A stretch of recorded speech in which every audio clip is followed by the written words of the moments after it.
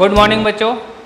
जैसा कि आज आपके प्रैक्टिकल का पहला डे है, फर्स्ट डे आपका, तो आज मैं आपको कैलीपर के बारे में पढ़ाऊंगा, जैसा कि आपको दिख रहा होगा। ठीक है, एक्चुअल में कैलीपर होता क्या है और इसका यूज़ क्या है, ये किस मटेरियल से बना होता है और इसका प्रयोग क्यों करते हैं। ठीक है, तो इन सब चीज़ों के बारे में हम लोग आज जानेंगे कि इसका बेनिफिट क्या है। ठीक है, तो देखिए, सबसे पहले आप लोग जानते होंगे कि अगर भी कोई कारीगर होता है तो कोई भी मकान बनाता है तो उसमें जो एक सूत होता है, सूत जानते होंगे आप लोग।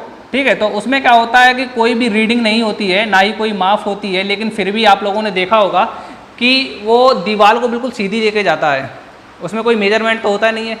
ऐसे ही आपका कैलीपर भी है, ये भी एक अप्रत्यक्ष मापी यंत्र है, इसमें भी कोई मेजरिंग इंस्ट्रूमेंट नहीं होता है कि आपका कोई मापने वाला यंत्र है। ठीक है, तो इसमें भी वही काम है कि जिस तरीके से हम लोग इससे क्या करते हैं कि कई टाइप्स के कैलीपर्स होते हैं जिसके नाम मैं अभी बताऊंगा और आपको विद प्रैक्टिकली करके आपको दिखाऊंगा अभी। ठीक है, तो चलिए स्टार्ट करते हैं। तो आज हम बात करते हैं कैलीपर के बारे में। ठीक है, तो सबसे पहले क्या करेंगे कि इसका इंट्रोडक्शन जानेंगे। इंट्रोडक्शन होता क्या है।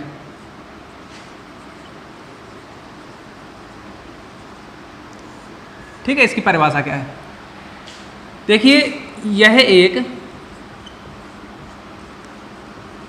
अप्रत्यक्ष मापी यंत्र होता है।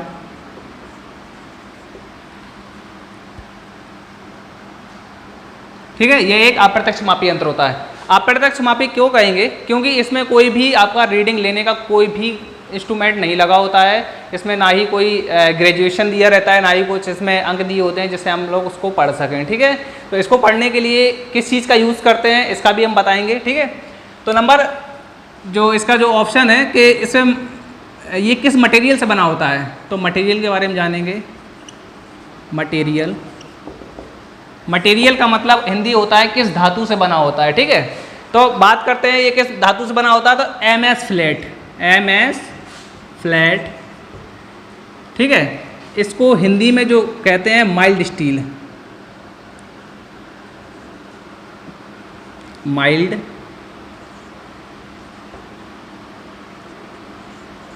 स्टील। ठीक है, बशर्ते इसमें क्या होता है कि जैसे कि आपका देखो, मैं एक कैलीपर दिखा दे रहा हूँ। जैसे कि एक कैलीपर है, इसका आउटसाइड कैलीपर बोला करते हैं इसको। ठीक है, तो मैंने ये जो MS फ्लैट लिखा है, ये जो आपका कैलीपर है ये MS फ्लैट यानी कि माइल्ड स्टील से बना हुआ है पूरा।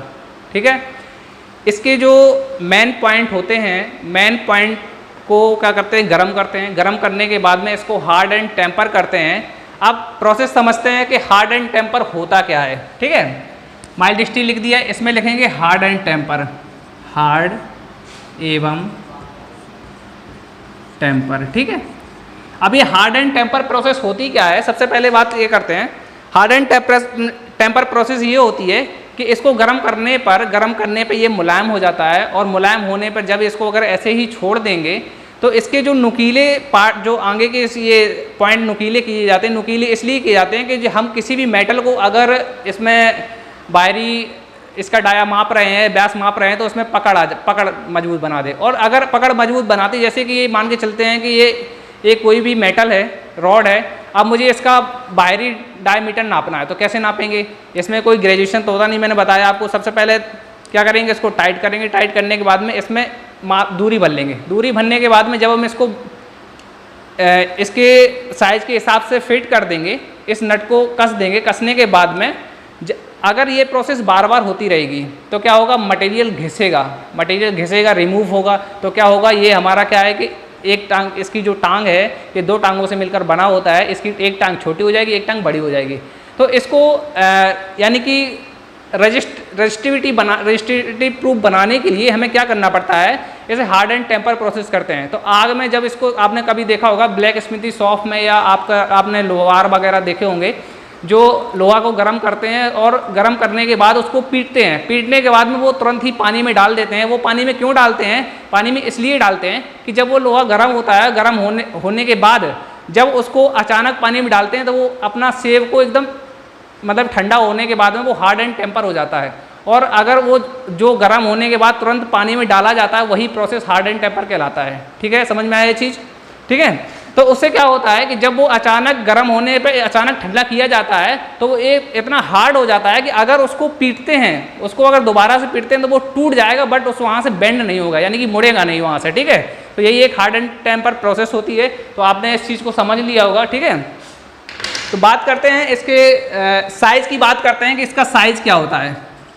देखो जो कैलीपर हैं ये अलग अलग प्रकार के कैलीपर हैं और सभी के साइज़ अलग होते हैं। ठीक है, बात करते हैं इसकी साइज़ की, बात करते हैं तो ये जो साइज़ होता है ये आपको 100 से लेके 300 mm, यानी कि 75 mm से लेके या 100 mm से लेके 300 mm तक साइज़ में आपको मार्केट में मिल जाएगा। ठीक है, बशर्ते कैसे मिलेगा, इसके नाम भी होते हैं कई प्रकार के, मैं बताऊंगा कैसे आपको मिले। देखिए साइज़ की बात करते हैं तो साइज़ होता है 75 mm से आपका 300 mm तक आपको मार्केट में मिल जाएगा।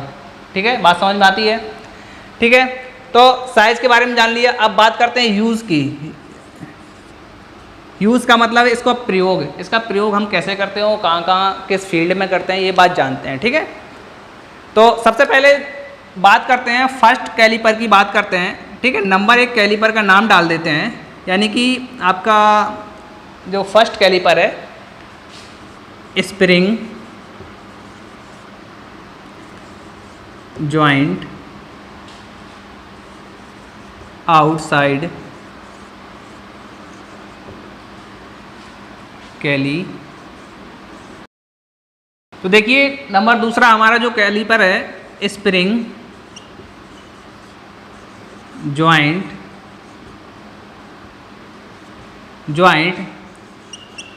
Inside calliper. ठीक है, नंबर तीसरा जो है हमारा कैलीपर, ये स्प्रिंग ही रहने देंगे। ठीक है, स्प्रिंग ही है, जॉइंट भी सेम है। ठीक है, इनसाइड आउटसाइड का है। ठीक है, तो ये स्ट्रेट है, स्ट्रेट कैलीपर। ठीक है, स्ट्रेट मीन्स होता है सीधा। ठीक है, इसका दूसरा नाम ये भी है, इसको डिवाइडर भी कहते हैं, डिवाइडर। ठीक है, नंबर चौथा जो है हर्माफ्रोडाइट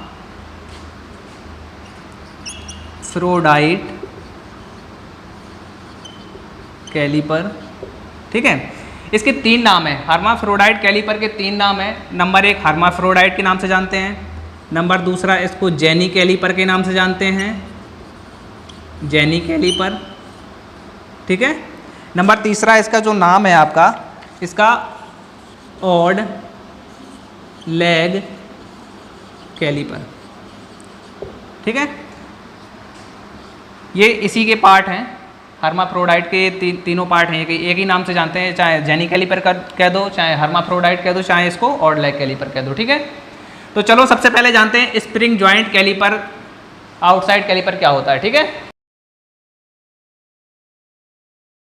देखो बच्चों, जैसे कि हमने आपको बताया कि 4 प्रकार के हम लोग के कैलीपर होते हैं। नंबर 1 ये जो बताया मैंने आउटसाइड कैलीपर, ये इनसाइड कैलीपर, ये आपका डिवाइडर जिसे कहते हैं, ये आपका जेनी कैलीपर। ठीक है, बात करते हैं सबसे फर्स्ट नंबर की आउटसाइड कैलीपर, इसका यूज़ क्या है। ठीक है, तो आपको ये जो चीज़ दिख रही होगी ये स्प्रिंग है। ठीक है, ये स्प्रिंग का काम करती है, जो पत्तीनुमा आकार बना हुआ है। ठीक है, ये और आपका जो फिक्स जॉइंट ये नट लगा हुआ है। ठीक है, ये नट लगा हुआ है, ये नट क्या करते हैं, ये जो 2 टांगें बनी हुई हैं इसमें, एक ये टांग आई है, एक ये टांग आई है, इन दोनों को जोड़ने का काम करती है ये जो नट लगा हुआ है बीच में। ठीक है, दूसरी चीज़ क्या है कि इसमें जो आपका जो ये पत्तीनुमा आकार ये जो दिख रहा है आपका नट और बोल्ट दिख रहा है, तो ये क्या करता है, ये एडजस्टेबल, यानी कि मैंने आपको जो बताया है कि स्प्रिंग जॉइंट स्प्रिंग का काम करता है, यानी कि इसको अगर हम ओपन करेंगे एंटी क्लॉकवाइज घुमाएंगे तो ये ओपन होगा, यानी कि आपका बड़ा डाया आपका मेजरमेंट कर पाएगा। ठीक है, दूसरी चीज़ अगर मैं इसको टाइट करके अगर इसको टाइट कर देता हूँ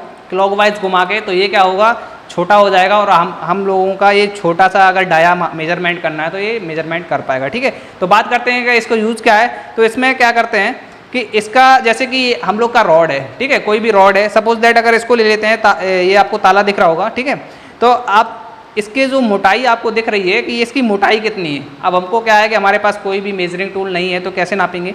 तो सबसे पहले इसको हम इसके करीब ले जाएंगे और इसको टाइट कर देंगे।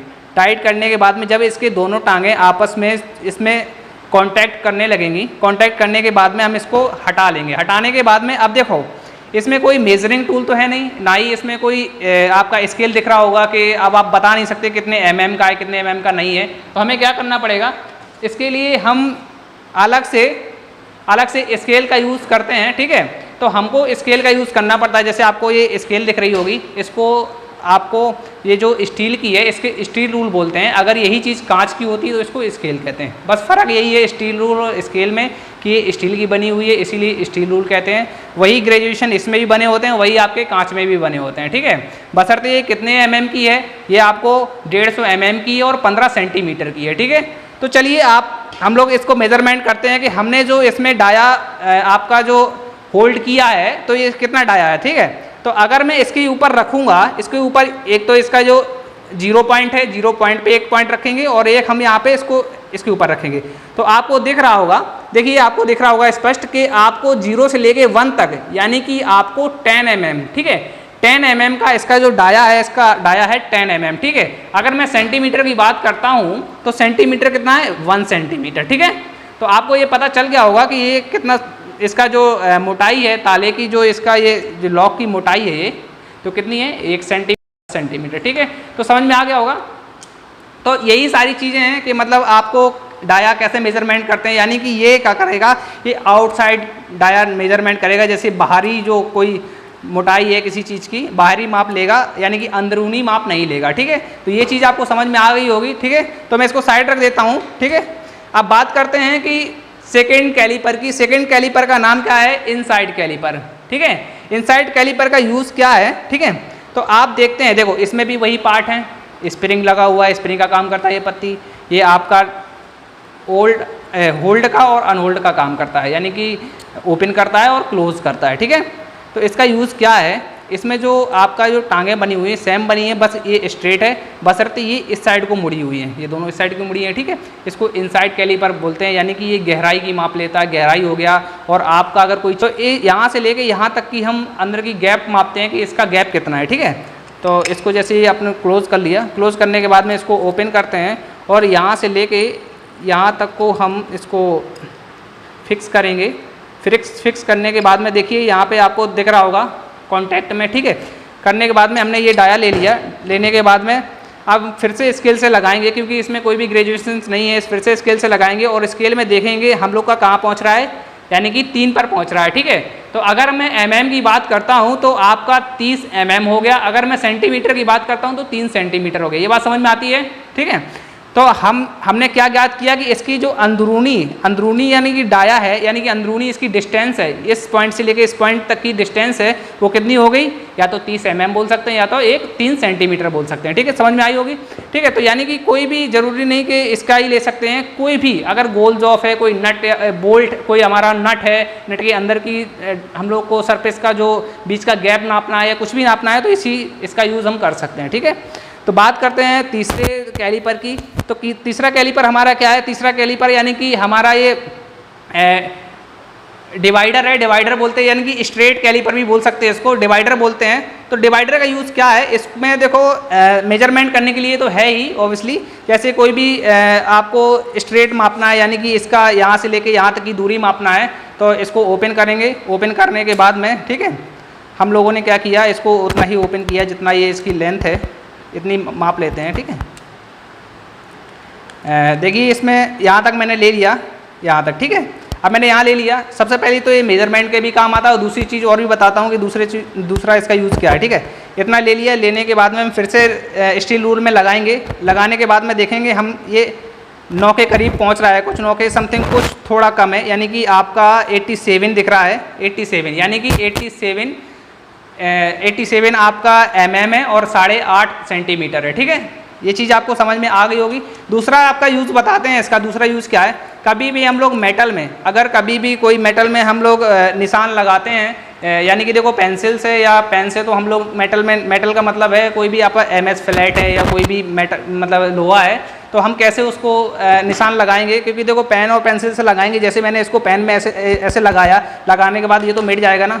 तो हम लोग अगर कोई भी ऑपरेशन करना चाहते हैं वर्कशॉप में तो इसमें तो हम यूज़ कर ही नहीं पाएंगे। तो हम क्या करेंगे, इस डिवाइडर का यूज़ करेंगे। डिवाइडर का यूज़ करने के बाद में अगर हमें कोई गोल जॉब काटना है, यानी कि इसके अंदर होल करना है, ड्रिल करना है, तो ड्रिल हम कैसे करेंगे, सबसे पहले तो हमें उसका मेजरमेंट होना चाहिए। मेजरमेंट लेने के बाद में हम उसको अगर टाइट कर लेंगे, जैसे कि हमने क्या किया कि 1 सेंटीमीटर का हमें होल करना है। 1 सेंटीमीटर हमने इससे स्केल से 1 सेंटीमीटर भर लिया। 1 सेंटी भरने के बाद में यहाँ पे मैंने रखा सेंटर पे, सेंटर भरने के बाद में इसको गोल गोल घुमा दिया, ठीक है, गोल गोल घुमा दिया। गोल गोल घुमाने के बाद में जो इसके टिप होते हैं, ये यानी कि पॉइंट होते हैं, पॉइंट को टिप बोलते हैं, तो ये हार्ड एंड टेम्पर किए जाते हैं और ये इतने हार्ड होते हैं कि अगर मेटल के ऊपर चलते हैं तो बेंड नहीं होते हैं, ना ही ये ख़राब होते हैं। तो क्या करते हैं, ये इसमें क्या है, स्क्रैच बना देता है, गोल गोल स्क्रैच बना देता है। स्क्रैच बनाने के बाद में ये मिटते नहीं और इसके ऊपर आसानी से हम ऑपरेशंस कर सकते हैं, ठीक है। बात समझ में आ गई होगी। तो तीसरा हमारा कैलीपर भी कंप्लीट हो गया। बात करते हैं लास्ट कैलीपर की, चौथे कैलीपर की, जेनी कैलीपर। इसको हर्माफ्रोडाइट कैलीपर भी कहते हैं, ठीक है। और चौथा नाम इसका जो है, चौथा नाम ऑडलैक कैलीपर। ऑडलैक कैलीपर इसलिए कहते हैं कि सबसे पहली बात तो ये देखेंगे कि देखो ये तो स्ट्रेट है और ये स्ट्रेट आया, बट ये अंदर की तरफ झुका हुआ है, यानी कि ऑड का मतलब ये है कि विषम है, एक तो सीधा है और एक इसका आधा है, यानी कि डेढ़ दिख रहा है हम लोगों को, ठीक है। तो इसलिए ऑडलैक कैलीपर भी बोलते हैं। इसका यूज़ क्या है, देखिए इसका यूज़ एक्चुअल में क्या है कि ये जो बेंड है, जब कभी भी क्या होता है कि अगर कोई भी हमें स्ट्रेट, यानी कि कोई भी मेटल को काटना है, जैसे कि सपोज दैट आपको ये पट्टी दिख रही होगी, ठीक है। अब हमें क्या करना है, इसको आरी ब्लेड के माध्यम से या कुछ भी चीज़ हमें स्ट्रेट बनाना है। आपको ये सीधी पट्टी दिख रही होगी, तो सीधी है कैसे, तो हमें अगर सीधी बनानी है, सबसे पहले अगर बीच से इसको यहाँ से काटना है तो ये सीधा कैसे काटेंगे, हमें सबसे पहले निशान लगाना पड़ेगा। तो मेटल के ऊपर ये निशान लगाने के लिए हम लोग यूज़ करते हैं, कैसे यूज़ करते हैं, सबसे पहले इसमें क्या है, हमने डिस्टेंस भर लेंगे, हमको कितना अंदर लेना है, कितना काटना है, रिमूव कितना करना है, ठीक है। तो जैसे कि मैंने इसको 3 सेंटीमीटर ऑब्जर्व किया, यहाँ से यहाँ तक की डिस्टेंस को 3 सेंटीमीटर, ठीक है, यानी कि 30 mm जिसे बोलते हैं, ठीक है। हमने क्या किया, यहाँ पे रखा और यहाँ पे देखा, ठीक है। करने के बाद में अब मैं इसको क्या करूँगा, यहाँ पे ऐसे रखूँगा और इसको स्ट्रेट करके ऐसे इसको यहाँ से कांटेक्ट रखूँगा, यहाँ से हिलाऊंगा नहीं और इसको सीधा ले जाऊँगा, दिख रहा होगा आपको, सीधी एकदम स्ट्रेट लाइन दिख रही होगी। तो हम क्या करेंगे, एक हमें मार्क मिल गया, मार्क मिलने के बाद में हम क्या करेंगे, मेटल में जब स्क्रैच हो जाएंगे तो हम उसको आसानी से ऑपरेशन कर सकेंगे, ठीक है। बात समझ में आती है। तो इसको जेनी कैलीपर कहते हैं। तो आप सभी को ये कैलीपर समझ में आ गए होंगे, आशा करते हैं कि सभी कैलीपर आपको विस्तार पूर्वक समझ में आ गए। अगर किसी प्रकार का कोई भी डाउट होता है तो आप कमेंट में हमको नोट डाउन करिएगा, बताइएगा, पर्सनल कॉल भी कर सकते हैं, और किसी प्रकार की समस्या है तो हम आपके लिए तैयार हैं, ठीक है। Thank you class.